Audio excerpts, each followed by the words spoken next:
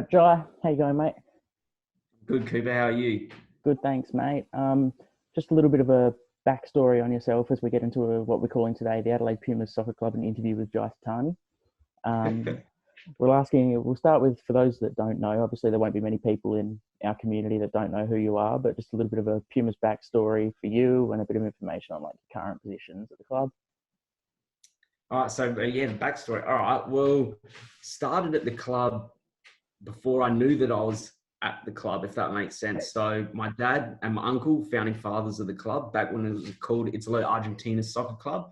And to be honest, for the first probably like 5 to 6 years, even probably a little bit more, all we did was run around in the creek or, you know, run over the hills and that while our dads played soccer. Like, we were there, but we didn't really know too much what was going on. Like, we enjoyed soccer, but not enough to sit there for 2 games worth, because it was only A's and B's at that time, to watch it. But as we got older, started enjoying soccer, we set first off, like, we were only 12, 13 when we like started actually watching the games and that, and supporting and getting involved. And then we'd come out to training. And to be honest, being 12, 13, 14 years old, even probably up to 15, like, yeah, we were running around, we were kicking the ball, but I think a lot of the older guys kind of were just like, what are these little kids doing here and that? But fast forward another 15 years to where we are now with the club and how much it means to us, and that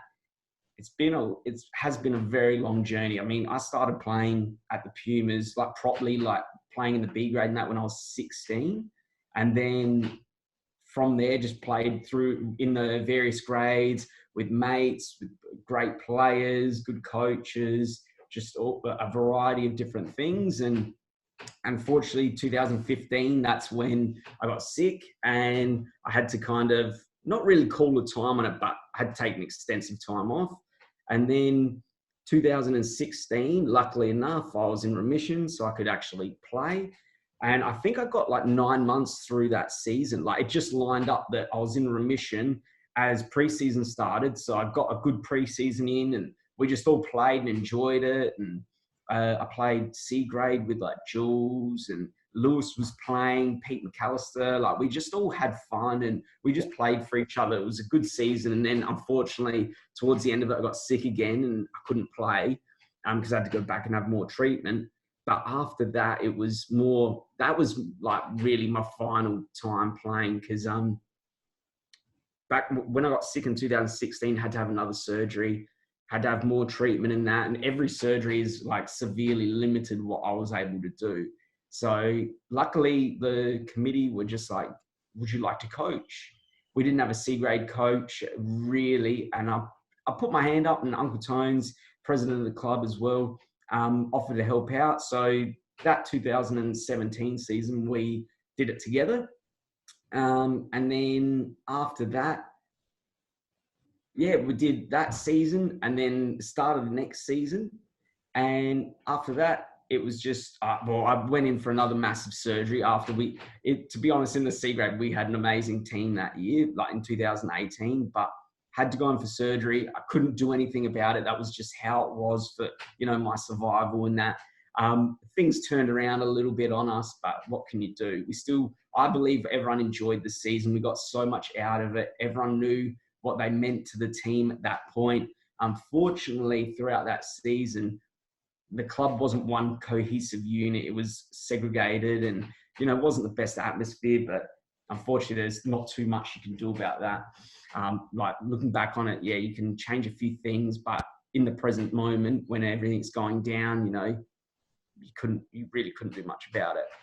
2019, I started off as a B grade coach, and then about halfway through the year, the coach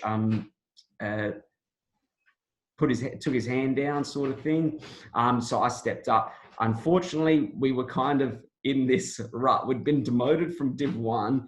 All of our A grade left, besides maybe one or two players that have been a part of the club for a really long time. So obviously it might have meant a bit more to them or something. Who knows? Some guys just wanted to have a year or two off, which is completely understandable. As we get older, we start a family, we get busy with work and all those other commitments. And yeah, so it was kind of starting from scratch, and it was the first half of the season was extremely rough. We got to a point where we were starting to play better, and you could see it all coming together, but we were still just getting these losses racking up. Second half of the season turned around. We were starting to really compete with like the top teams in the division, but also able to get a few wins. And we had a lot of players like really dig deep in that, which nearly got us over the line of staying in Div 2. But unfortunately, it wasn't on our side. You know, we were the, what's that saying? We were our own enemy in the end. Like we only can blame ourselves putting us in that position.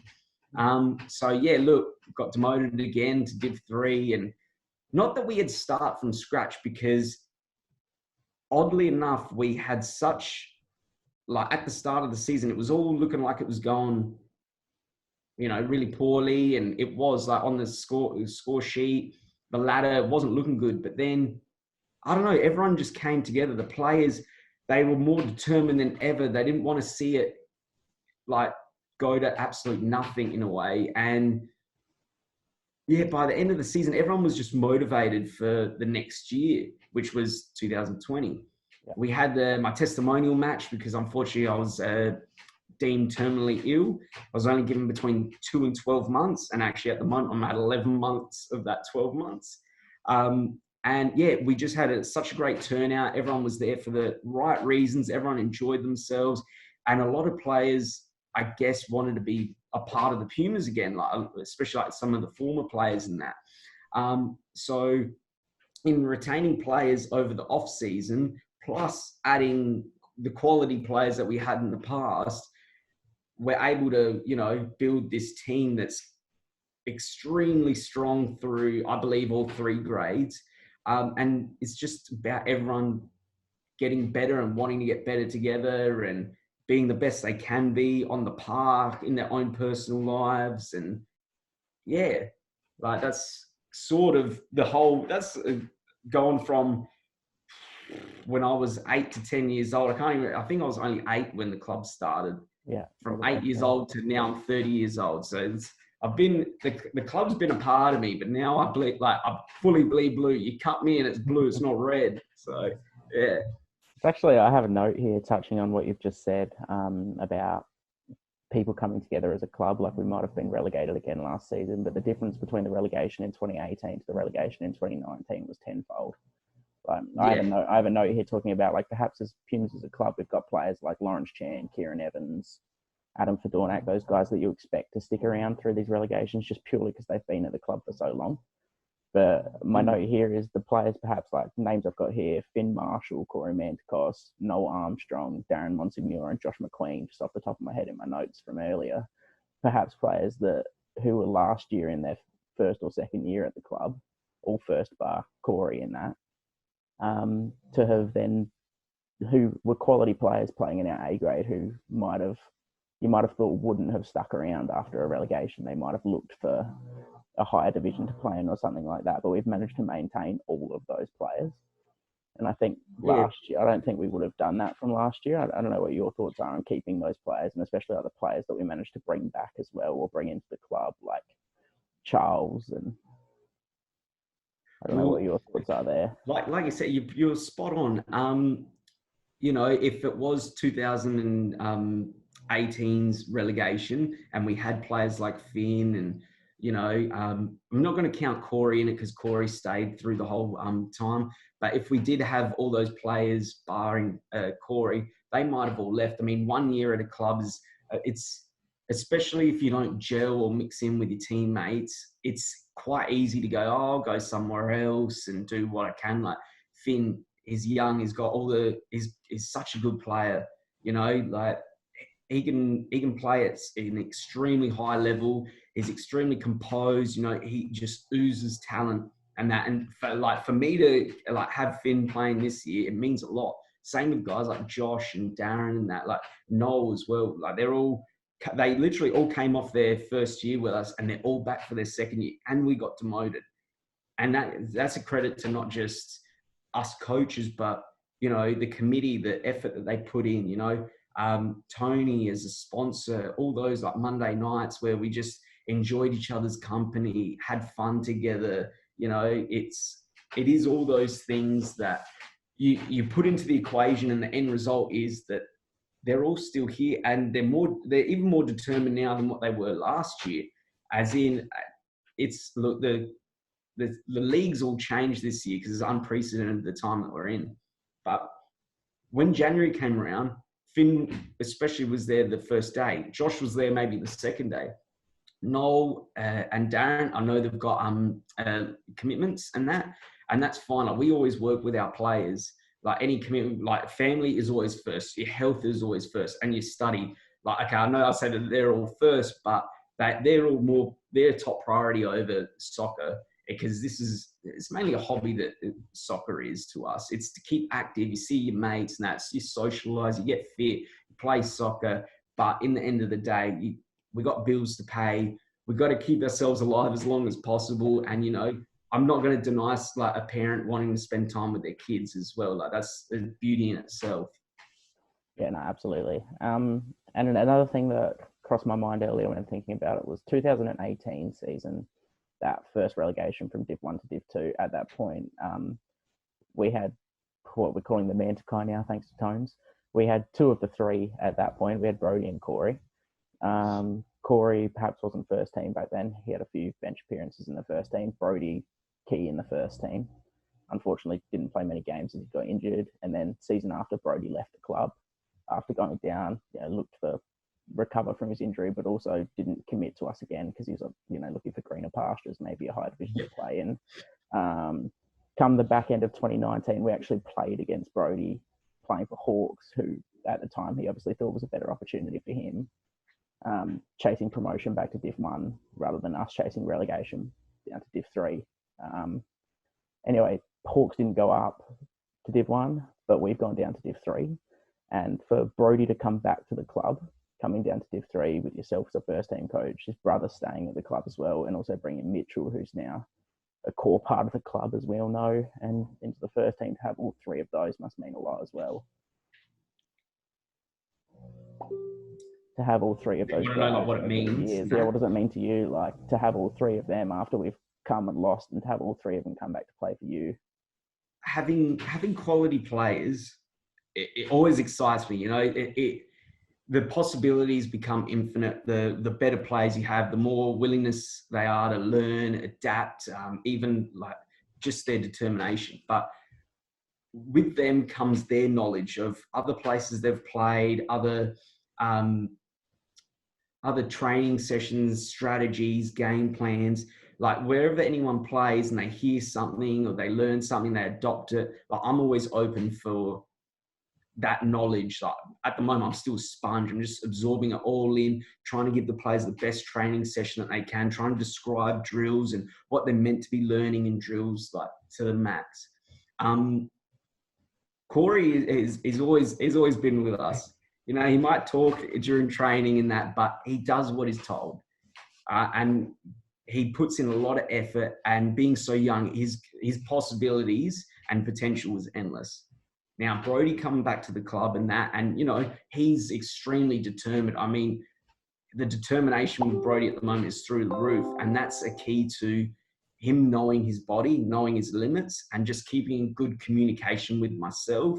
And I want him to be able to walk for another 50, 60 years. You know, I don't want to have to play him every single week. And, you know, just because of his ability, he can score a goal from virtually anywhere.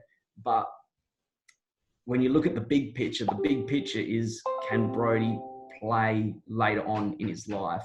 Can he, you know, run later on in his life? Will he be even able to walk? And that's what we've got to take into consideration. I'm not going to burn him to the ground just to try and get out of Div 3. His contributions are going to be amazing. They already have been throughout the preseason, as like the goals, the assists, his communication with his teammates, all that sort of stuff. But there were some games in preseason that he didn't play, and that's because he communicated with myself, with Cav, and just through our communication, it was, give this one a rest, see how you go at training. And it's all touch and go. So hopefully by the time this new season starts, he's ready to go. I mean, at trainings, he seems ready to go to me. It's just those little finer details and that with his own body, in himself, mentally and physically. Once that's all out of the way and is 100%, we'll probably get one of the best Brody Manticosses that anyone's ever seen. Now, Mitchell, he's the glue he's the Manticos glue there. You know, before the season before preseason even started, get a message from Corey. Oh, my cousin, he wants to play. Can he? Of course. We don't turn anyone away. Yeah. And then I get told, oh, he loves the club more than anyone. And I thought, mate, I love the club more than anyone. How's this bloke love the club more than me? But Mitchell comes out to training. He starts, you know, he's very determined. You know, he's obsessed with getting better. And that's exactly what we want. He comes out, he mingles with everyone. He's making friends with everyone. It just shows that he wants to play at the Pumas. Just this club that was started by some mates that's been around for 20 plus years. He just heard through his cousins, can the Pumas? And slowly that just built into this own life of itself. And like Mitchell, he's a natural born athlete. Like he's an absolute asset to have for us at the club. But his personality, his mentality, he wants to get better. He lifts his other players up. They become more determined because he's so determined. And yeah, that's something that every club needs. So to have all three of them so determined, putting in their effort off the pitch in their own time when they've been able to, in like fitness and training and that, then when they come to training and they still give 100%, even if they've just done bicep curls or deadlifts an hour before training, they still bust their ass. And it just shows how much my ambition of what I want throughout this season has rubbed off onto them, but even their ambitions for the season has rubbed off onto me. Yeah. So yeah, it's a good thing to have them back and pretty important. So yeah, that's fantastic. There was talks of the title, and I think that's because of what we produced in the preseason, really, and the effort from everyone. What are your thoughts on what those aspirations were? Like, were they as realistic as perhaps we all thought? Obviously, we don't know perhaps what's going on at other clubs, but from a perspective of where we were, from what you've seen, what do you think of those aspirations? From what we had seen in our own players and their determination. So, look, before preseason even started, in December of last year, in that, I already had my goals, and my goals were what they still were up until the new structure was. I wanted all three teams to win their respective division, and for us to go back up to Div 2. Now, coming out to preseason and the first few weeks, seeing the players that were coming out, their mingling, their willingness to, you know, really get fit and get into the games, the preseason trial games, even our own internals, it reaffirmed my goals. And I said to them straight away, literally the first training session of the year, January 6th, I said, guys, you don't know it yet, and I'm going to tell you right now how ambitious I am, but I want us to win A grade title, B grade title, and the C grade to win their title. And I said, if we can't do that, we're at least getting promoted. That's a minimum. Everyone just kind of nodded their head going, yeah, whatever, man. All right, big dreams. But as preseason kept going along, because it started in January, it was, you know, we didn't stop until March when everything had to get stopped. But throughout February, players, you know, start realizing, okay, yeah, we're getting better here. We're getting fitter. We're moving the ball really well. We're actually, you know, we're looking pretty strong right now. Then I already had our preseason designed up on how we were going to spread out games and internals. It was one game. The next week was an internal. And that was whatever we felt like we had to improve on from the game, whether we won 50-0 or lost 50-0, there's always something that you can work on. We'd work that out in the internal trial. The following week, we'd have another game. And then whatever, hopefully through training sessions and the internal trial, we could get a little bit stronger at that weakness. Whatever, and it was just rinse and repeat. And we did that up until literally 1 week before competitive games were meant to start, as in the cup was meant to start the following week. at the end of March. But throughout those games, like we came out and everyone knew what they needed to do.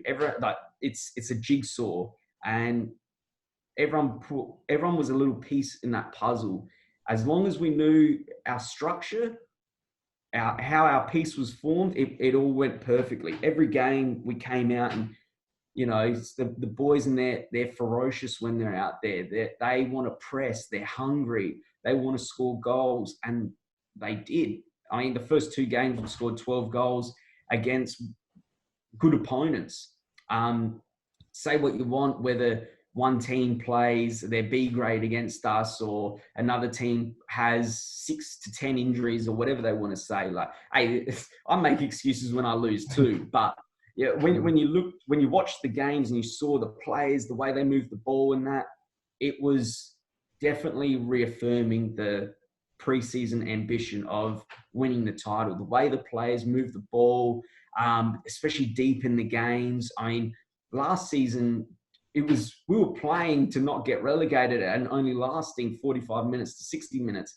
And here we are in the preseason of the next season in a lower division in our first preseason game at the 80th minute, moving the ball around like the other team was training cones.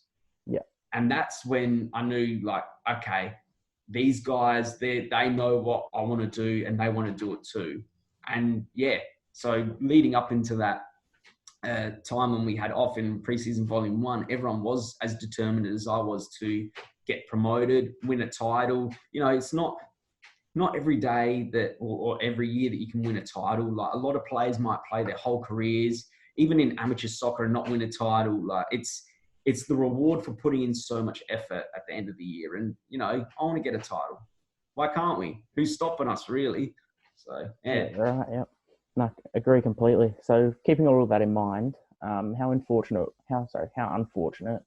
was the timing of this break caused by COVID-19 for a club like ours? We outlaid financially a fair amount for new kits. We displayed them at the preseason launch. We'd gotten new signage for our main sponsors to put at the ground. We were making, everything was looking more and more professional. And we knew that this season was the time to do that. We had the backing of the players, the backing of the sponsors, the backing of the committee. It was all lining up. Like, it was honestly looking great. From a coach's standpoint, like every training session, I was looking forward to it. Monday, Wednesdays, you wake up and you're just like, yeah, training tonight. All right. What can we improve today that they don't already know how to do, or what to improve on? And yeah, for what we'd outlaid and our structure for the year, especially with like functions and all that, it's not that it's crippling because we're in financially a very good spot, but just on the possibilities of what it could have been, yeah. Very unfortunate, yeah. Yeah. So we've gone through preseason volume 1. We've talked about the unfortunate break in between. So now we're in the midst of preseason volume 2. We've had the return to training implemented in the last week. Yeah, week. It's almost 2 weeks now. Tomorrow second week of training now. Yep. Yeah. So how's that going for you guys as the coaches, yourself, Cav, the club? What's the return to training been like? Well, we did have a couple committee meetings with us coaches involved just to discuss what needed to be done. Just because there is a fair few rules and there is some that are quite difficult to keep on top of. Like, unfortunately, when it comes to a training ground situation, a lot of the players do like to huddle up and get closer. And, when they run their laps, they like to stand like side by side and talk about, what they did on their computers or their Xboxes or a funny joke from work, and just your day-to-day sort of guy stuff, especially in the demographic of 18 to 30. Then you got stuff like the drink bottle. Each player had to have individual drink bottles with their names on it. So luckily enough, everyone has done that, which is really good, because in the past, a lot of players were relying on what the club would offer at training sessions and that. Another one that it's a bit hit and miss, and you got to remind players, but it's been pretty good, is about getting changed in their cars. They got to be ready from their car to come straight onto the pitch. That one's a little bit hey, how are you sort of thing, only because we share the car park with the public, and naturally cars come in and out. People that might walk their pets, and some guys don't overly feel safe, like leaving their cars unlocked, leaving their keys there, that sort of stuff. But we've got a pretty good eye on it and that. Hand sanitizer, we've actually been pretty strict with that, which has been good. So every time they go grab a drink, they got to grab hand sanitizer from one of us coaches. Just eliminates them picking up a bottle with their probably sweaty hand and that. Using the toilet as minimal as possible. The spitting, we found that one out pretty quickly, is a pretty big one. You could be running around and you just got saliva in your mouth, and a lot of players' natural instinct is quickly just to spit it to the ground. So we've had to reiterate to them, go to the toilet if you need to.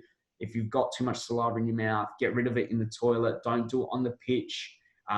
You'll get one warning only, and it'll tell you to go home. And unfortunately, if it comes to that, it sucks for that person that might have driven 20 minutes or so, or maybe even more. But we've got to be quite strict, because if SASL delegates turn up and they see something like that, well, the Adelaide Pumas is going to be a bit screwed. Just in terms of, they can tell us stop training, and they can ban us from training, and do whatever they kind of need to do to give us a punishment fit for the crime. Luckily, we really haven't had the council, SASL, or even the police turn up to see what we're doing. I believe that even if they did show up, we would have no issue, because we've done everything by the letter that they've asked. It would be a matter of just saying, hey, we're running a training session here. Look at all the guys. They're evenly spaced out. They're in their own groups. Groups are recorded, and all that. So, yeah. It's a different style. It's definitely a different style of training, because for us coaches, we got to think of drills that no one's going to get too close to each other. No one's tackling. No one's handling the ball, unless if it's a coach, like any equipment for that matter. It has been difficult, but we've got pretty good feedback from all the players. They're all really happy with the sessions so far. And it's just about implementing something that's going to stimulate their brains while they train. Yep. So we're in step 1 at the moment. I've got it down here as May 16 to June 7 as step 1. And then June 13 to 21st is step 2. And then games start as of 27th of June. So obviously step 1's where we are now without the contact training, and then is step 2 where we are with contact training coming back in? So step 2 will be like normal, I believe normal training, but I also believe that SAS will update us with another, rules and regulations on that. I assume that there'll still be no spectators, and the hand sanitizer will keep going. I can see that going for the foreseeable future. It just keeps us all a bit more healthy and, safe from like certain bacteria and that. But it says June 8th, but the SA Premier has eased it up again to June 1st, which is next Monday. So I'm not entirely sure if we're allowed to do full contact training as of next Monday. It's one of those things we just got to wait for SASL to send out a letter or give us an email, just say, yep, look, we've changed our dates as well, and go from there. So just go by the law, and we're doing that well. Okay, and then going from the start of games on the 27th of June, so we'll go into the President's Shield.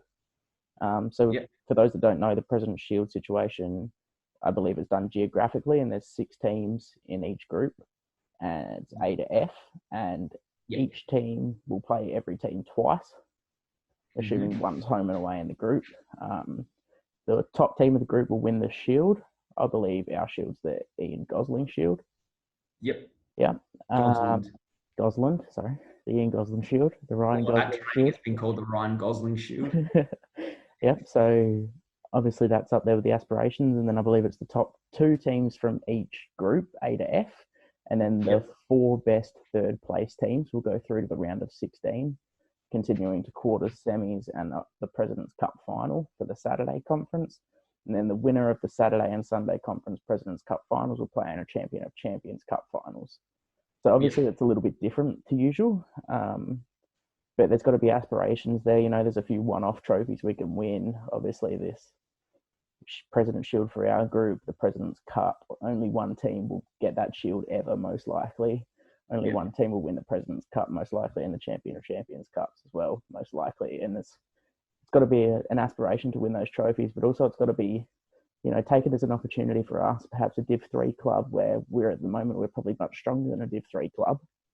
So to have an opportunity to play these games against stronger opposition and, show the rest of the amateur league what we're made of, that's got to be in the back of your mind that that's a positive to take out of this. Yeah, 100%. So we found out Saturday about how the structure was of the cup, and that which is similar to how American sports are situated and how they're played. And at first, no promotion relegation of the league of the season, you get a bit bummed. Look, for me, the reason why it kind of hit hard and sucked a little bit more was last year I was told you only got 1 year maximum to live, and I thought, well, this year, if I'm going to pass away at some point in this year, we're going to win this. We're going to get promoted. We're going to win these titles and that. So I can go out and just be happy and, have full closure that, the Pumas, we did it. But, everything's looking a lot better on a health perspective for me, which is good. But, yeah, it's still one that, we're coming to terms with, and we've spoke to all the players and that at trains and that, and there's a few I still got to call just to have a quick chat. You're right. It's these trophies, especially like the individual shields for the each group. I don't think they're ever going to be played for again. Like it's pretty unprecedented.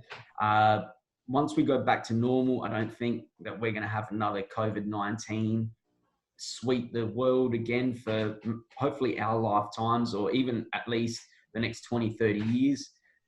So there's a trophy to play for that probably no one else will ever get to play for again. And then the cup as well, which is the incentive of getting to play the best of Saturday. And then if you win that, you get to play the best of Sunday.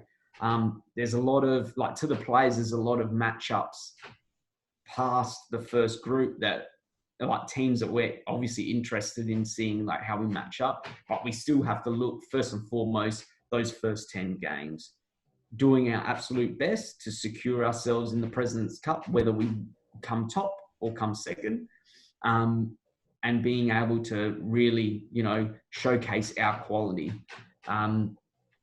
That's the main thing is, getting the players ready for those first 10 games and coming straight out the bat, guns blazing, looking to hopefully climb that ladder. And if we can get to the top, stay there and get the shield and move on to the later rounds where no doubt we'll verse some really good opposition that we can show, we already have shown who we are during those 10 games, but really solidify that Div 3 might be a bit,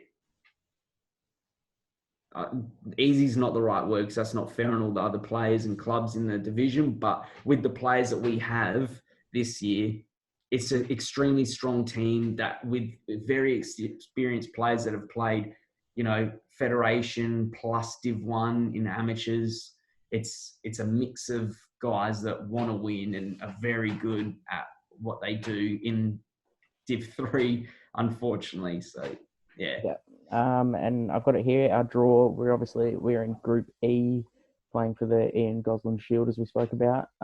There is us, Adelaide Blue Eagles, Prince Alfred College, East Adelaide, Croydon Cougars, and Monarchs in Group E with us. What are your thoughts on the opposition we've been drawn against there? Well, we played Prince Alfred in pre-season, and they were actually surprisingly. I don't think that they're a Div 4 team. With the A grade that they had, they played quite well. I think that they've probably had time to just touch up on some little weaknesses because they were better than us the first half an hour of the game, and they were up 1-0, and like we claw back and we ended up winning the game. But they played a solid game throughout that 90 minutes, and yeah, it's probably just some little weaknesses that they need to touch up on to get themselves to where they want to be. And yeah, that would be a pretty good matchup home and away. But myself and Carmen went and watched a couple of games from different teams in our division, which was Div 3. And yeah, don't know what to expect. Some teams might have had a mixture of players from their A's, B's and C's, or have injuries. Like every club has injuries, you don't know. So when we come to verse these teams in this new structure, they could be completely different from the ones that myself and Carmen watched. So don't know. Every team's going to bring their absolute best. So, and you know what? We want every team's best. If a team's not going to play their best, we're going to continue to play our game for 90 minutes. And if that results win, loss or draw, it doesn't matter as long as we play our game and stick to our strategy. So, yeah. Yep, no, awesome. And the last little question point I've got down here is, has the 2021 season crossed your mind at all? As of yet, obviously we've got all this to look at with 2020, but with no promotion and relegation available in 2020, have you at all thought about, preparing for promotion and relegation to come back into the system in 2021 at all? I mean, like mentally, you don't even need to really prepare for it, because if you've been playing soccer besides this year, it's been a part of every season that you've ever played. Every sport you've ever watched, it's been a part of. Like, it's just in the back of your brain. It's just about being determined, and it's unfortunately I can't go out there and win games and that. It's all about the players, and the players are going to play depending on how confident I am. If I go out on a Saturday and I'm not confident in what I'm saying or what I'm doing, the players are going to mirror that. If on a Wednesday we train really poorly and I don't care what they're doing, it's going to mirror on Saturday, and they're not going to play well. Trainings, I always make them quite strict. I let them have their fun, but when it comes to doing a drill properly, if they're not doing it properly, we'll stop, we'll talk about the drill, and we'll get it done right. If that takes 2 or 3 goes, so be it. But when they're doing the drill right, the drill looks like it's being done by Premier League players, not amateur league players. So, yeah, it's more about keeping the players switched on for this season, and then at the end of the season, seeing what they want to do. I mean, I hope that all the players stay. Like, we've been building a really good atmosphere at the club, like one that we want players to be a part of for many years, not just one and done seasons. We want players to be around for 5, 6, 7 years if we can. I mean, if players want to be played under me and that's amazing. I can't ask for anything more. I just got to do what I can to keep in great communication with the players. Like, as long as I can communicate with the players, be very transparent with them with what I'm doing, decisions that are made, that they'll keep trusting in me and keep playing at a high level for me and for themselves and for their teammates. I mean, that's the main thing that we've tried to do, especially on a club level the last year and a half, is definitely bring the players together, not keep them away, but bring them together. And it's not as hard as what people seem to think. I mean, there are 1,000 drills that you can do that incorporate 35 people. A lot of them are running, but hey, it brings them together. Like, if you're a C grader and you see A graders busting their ass in these sprints that we do, they bust their ass too. And it shows. Like, we got some guys that have got a never say die attitude. They're just looking to get fitter, looking to be better in themselves on the pitch, like for their home life. And that's what we want. Like, we want all the guys to come together. And the only problem with the restrictions and that not being so close is a lot of the guys, when we're doing our sprints, would like get on each other's asses and be like, come on, you can do this. Let's get into it. It's kind of hard when you can't go put your arm around your teammate and go, come on, mate, you can do the next couple of sprints. You got it in you. So all that building of camaraderie in that, if we can take that again from this year with how well I believe we can play and the performances that we can put on, hopefully that keeps players together And then in turn, hopefully that keeps sponsors around. I mean, it's unprecedented sort of stuff that we're in. So on a committee level, there will obviously be some meetings and that. But if we can show the sponsors what their money is going towards, whether that is equipment, like players, like the apparel, stuff like that, just keeping it on an extremely professional looking and acting standpoint, we hope that the sponsors stay on and, you know, donate for another year and help us continue our quest for what we want to achieve in our 3, 5, 10-year plan. So yeah, no, absolutely. That's excellent. Well, that's all I've got for you in terms of my questions, Jai. I'm not sure if there's anything else you want to add in regards to this season or anything you want to say to the players or the community of the club before we finish. Well, look, I said it in the Facebook chat. I did a quick video in that. To the players that are watching this, to the spectators, to the sponsors, look, I've got extremely high ambitions for this club because the club means so much. I'd get it tattooed on me if I could, but doctors say I can't have tattoos, but I'll work my way around that eventually. But we're going into it looking the same way how we did before. We want to win the Ian Gosling Shield. We want to hold that up. And then we want to move on into the phase 2 and verse the best of Saturday. We're looking to make a statement, as every club will be, but we've got the utensils that will give us the best opportunity to do that. I know we can't have spectators right now, but when we're allowed to have spectators, anyone, fans, if you've got brothers, sisters, girlfriends, mums, dads, get them out to games, sponsors. It's always a pleasure to have you there watching us. And this year we want to put on some amazing performances. So now, like when we can have spectators, it will be the time to get out and watch us. The camaraderie of the players, it makes people want to hang around. Whether we win 1-0 or 5-0 or we lose 1-0, the guys still want to come together after the games and have a chat, whether they talk about the game or they leave soccer behind after the game, they have a beer together. You know, we want to create that atmosphere where we are brothers. We technically are one family. We play for each other. We train for each other. So to the players that haven't been out for a little bit, that I haven't seen your faces, get out to training. Contact at training starts within the next 2 weeks. We'll be doing a lot of work. We've got Monday sessions, Wednesday sessions, and Saturday sessions. Get in touch with me if I haven't been able to contact you personally. Sponsors, we'll see you guys soon at the games, hopefully, if we can have spectators. Us coaches are doing everything we can to, you know, keep the guys entertained for the 2 hours we have them on a Monday night, 2 hours on a Wednesday. And oddly enough, there's 2 Saturday sessions that we've done have gone over 2 hours. Last Saturday was 2.5 hours, and the guys were completely spent at the end of it, which was great to see because they all enjoyed it. They all got a mix of fitness, ball work, and shooting, which every player seems to love to do, even if they can't shoot. So players, get out there. We've still got a lot to go through. We've still got a lot to get done. I'd set a challenge at the start of this 2.0 preseason. It was either, I gave the guys a number, 250 or 4,000. Didn't tell them what the numbers meant at all.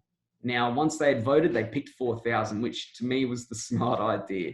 So they could either individually do 250 sprints, 20-meter sprints each, or they could collectively come and do 4,000 sprints in total. So the quick math behind it is if 10 players do 10 20-meter sprints, 10 times 10 is 100 off the total. At the moment, they are at 1,340, out of the 4,000. So they're already 25% of the way there. And we still got another month before games kick off. So the more players that get out, the easier it is to achieve. So we've got some players that at every session have been doing 20 of these 20-meter sprints every single time that they come out, and they're improving. I'm hearing feedback from the players saying it's getting easier to do these 20-meter sprints. And that's the reason why it's 20 meters is in soccer. You don't have to sprint the whole length of the pitch 100 times a game, but 20-meter sprints, they're a dime a dozen. So yeah, players, come out to training. You enjoy it, okay? It's good to see your mates after being cooped up for so long. Spectators, fans of the club, don't worry. Soon enough, you'll be able to come out and watch us win on a weekly basis. And to the sponsors, soon, exactly the same thing. We'll be able to support your business to its full potential through us once all the games kick off. We can have our special sponsor days and stuff like that, and our functions once restrictions are eased up. But yeah, that's the main thing I've got to say, and it's good to bleed blue. Always is. Awesome. Well, thank you for joining us today, Jai. It's been a pleasure, mate. Anytime, Cooper. No worries. Thanks, mate. Cheers.